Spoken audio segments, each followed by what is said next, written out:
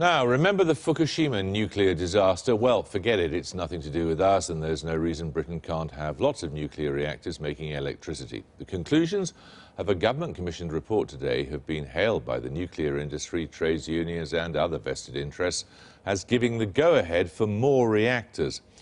There is a looming energy crisis which has to be met somehow. But add that to George Osborne's apparent backtracking on the need to cut carbon emissions, and it leaves some wondering what's happened to the government's titulant promises to turn this country green. Our science editor Susan Watts reports. It started as a resolute vision for David Cameron. His would be the greenest government ever. But since that striking photo opportunity and Cameron's suggestion that we hug a husky, the coalition's green credentials have become a little more sketchy.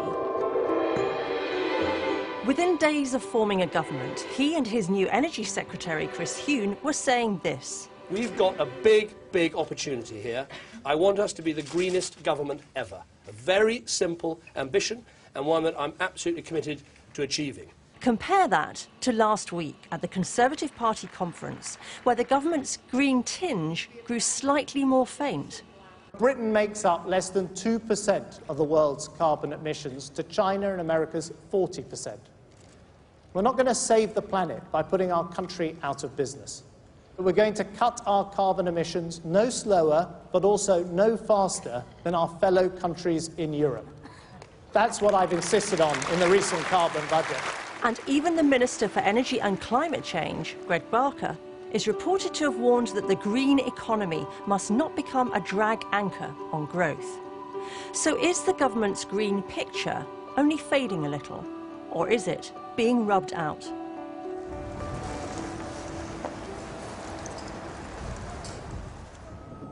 The Fukushima disaster in Japan in March forced a re-examination of one of the most divisive of green issues, nuclear power. And today, at a smart central London location, that came back into focus, with the final report on implications for the nuclear industry here from Britain's chief nuclear regulator. What we've done is looked at all the information available, done our own analysis in depth, and come to the conclusion there are no fundamental weaknesses in the UK system in relation to the lessons to be learnt from Fukushima. But what that means is that we shouldn't be complacent, however. No matter how high the safety standards are, we must always seek to improve.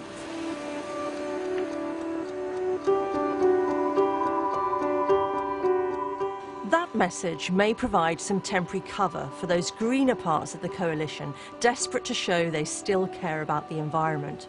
Why? Because they can point to nuclear power as a way of being tough on carbon emissions. It makes it easier for Chris Huhne to reassert his position that climate change and energy security demand that we include nuclear power in our energy mix, that it is possible to promote growth and hug a husky at the same time. But are we convinced? Are there any signs that the way we live and the way we do business are getting any greener?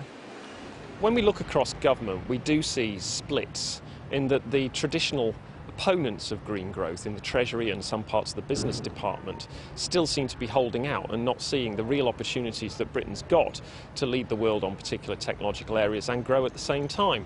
It's not a party split, it's the old-fashioned departmental rivalries. Now, David Cameron needs to be able to come in and intervene, and on occasions he's done that in a good way on the fourth carbon budget, on the Green Investment Bank.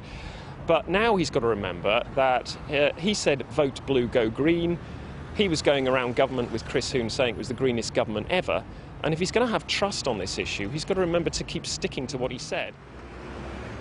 And a cross-party committee of MPs backed that up today, warning that the government's somewhat schizophrenic attitude to climate change risks damaging business confidence. Yes, I do. I think there's a real concern amongst business.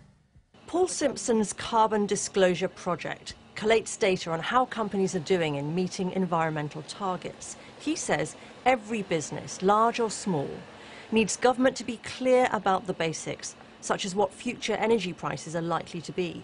And above all, they need certainty. I think potentially it's damaging. What business really needs, particularly on climate and energy policy, is long-term certainty so they can plan and invest for the future. And what we're seeing here is the government wobbling on its policy. We've seen in Spain and Germany U-turns on solar and nuclear policy, which has caused concern for investors. And right now investors, I think, are watching the government and saying, is the British government going to do the same thing? So is George Osborne's green versus growth argument a sign of policy changes to come, or just Treasury flexing its muscles? What we're hearing is that some key ministers didn't know what was coming. Well, with us now is the Climate Change Minister, Greg Barker, the Green MP, Caroline Lucas, and Stephen Hadley from the Manufacturers Association, the EF. OK, is this statement, you're going to be the greenest government ever, still operative? Absolutely. If you look, Jeremy, at the way in which, of course, but if you look at the way in which we've moved with extraordinary speed to put in place the foundations of green growth, the Green Investment Bank, £3 billion, our Green Deal, the most ambitious energy programme we've ever seen, our green energy programme for offshore wind, for a whole range of new and measures where the Treasury have put their money where their mouth is. And you might not be issuing the press releases that some of the Green campaigners want to see, but we're really doing the hard graft and building the blocks. Action rather than press releases. Well, on action, we're very happy to be judged. Right. We'll come to that in a second. Can you give us a measurable result so far? Of what? Of cuts in greenhouse gas emissions, for example. Well, for example, yes, I can. We're now at about 26%, and we're bang on course to meet our commitment. We're slightly ahead, actually. We're doing very well on reductions of greenhouse gases. So why is George Osborne talking about not paying a price that will bankrupt the economy? Another thing, government has got its own house in order and cut our own emissions by 13% in 1 year, which the previous government said we couldn't do. So we're walking the walk. There is only one way to read what George Osborne said the other day, and that is that you are resiling from the commitment to some degree. No, what George Osborne said, and he's absolutely right to say it, is that the green economy doesn't live in some sort of vacuum, in some sort of separate dome from the rest of the economy. I was in Germany last month looking at what they are doing. Now, Germany are just as ambitious as we are on climate change, have a very strong renewables programme, but they have a very strong manufacturing sector as well. They recognise that you have to be nuanced, you have to support manufacturing, you have to support industry if you're going to have a genuine green economy. Did you know he was going to say that before he said it? Yes, I did. You did? Yes. OK. Caroline Lucas, do you think that there is some sort of change of position going on here?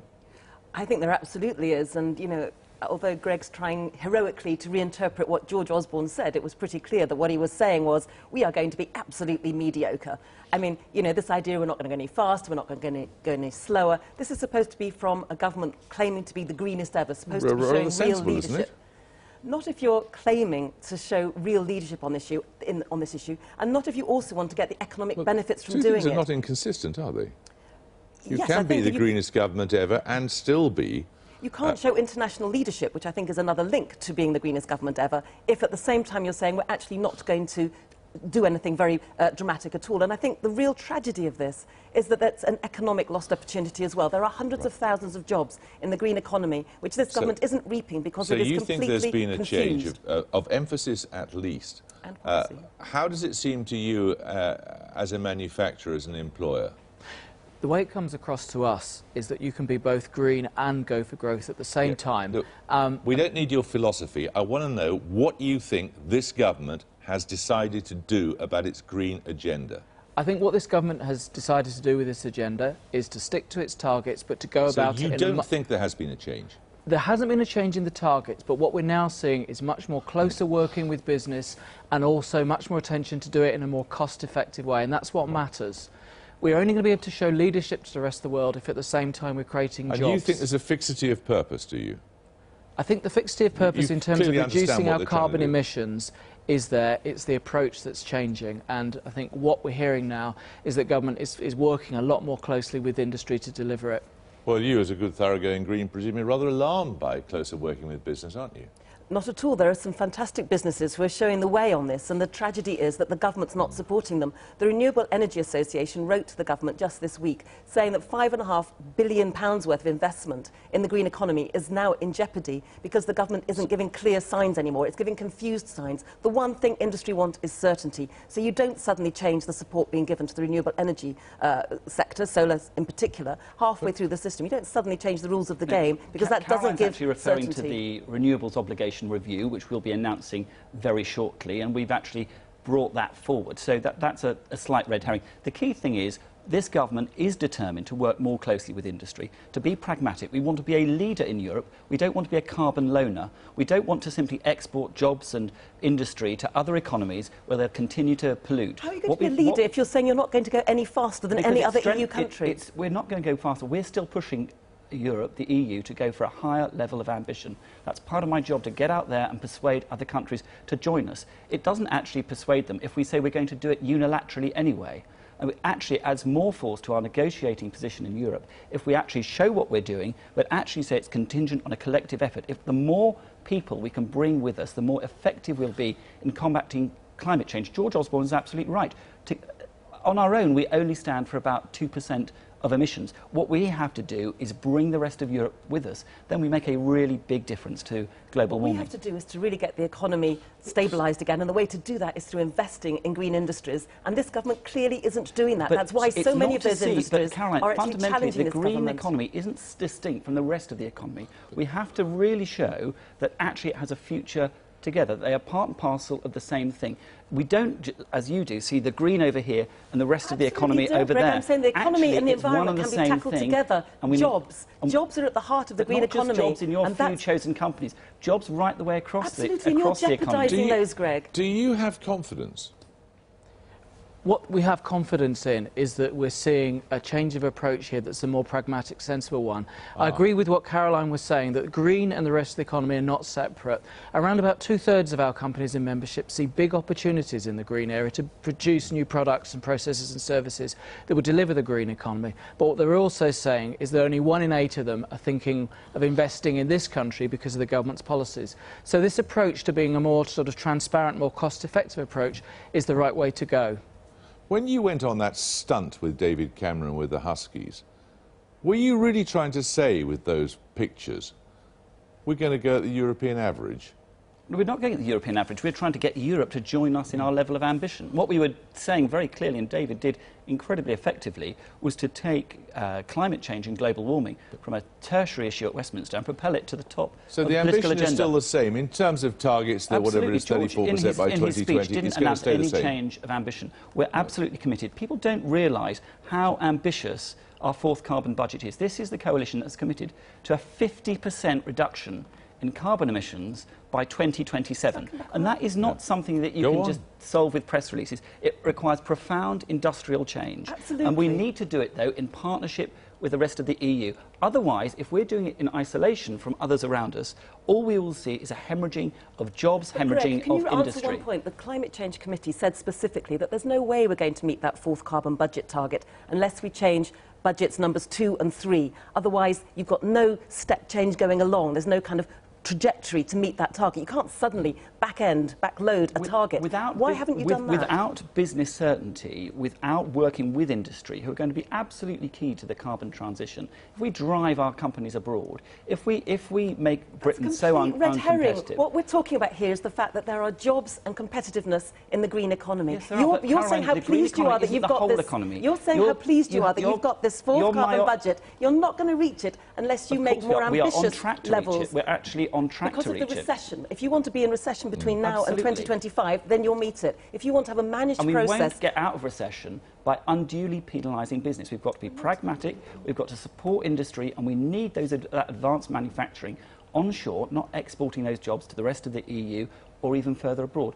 What we've got to do is support business here and have a pragmatic implementation of really ambitious long-term strategic policies. Business We're putting the foundations in place. To be more ambitious. Business here is begging you to put your money where your mouth is and put real resources. Let's take the marine sector. Look, we could have hundreds of thousands of jobs in the marine sector. We need investment now to take it from the... That's why I announced £20 million this year. Which was a reduction on what was asked for, Greg. I mean, that was a reduction on what was pledged. Well, if you hadn't noticed, Caroline, we've actually got a very difficult economy. We're having, and the green economy is having to fight for investment as well. We have to make priorities. That's why we've created marine energy parks. You're changing the goalposts. We've just been talking a minute ago about whether or not the government is willing to invest in the marine technology area. If you're saying, well, we can't do it because of the recession, that's one argument. £20 million and I've established marine energy parks. Which was a significant reduction on what was planned and promised. We'll leave it there. Thank you very much.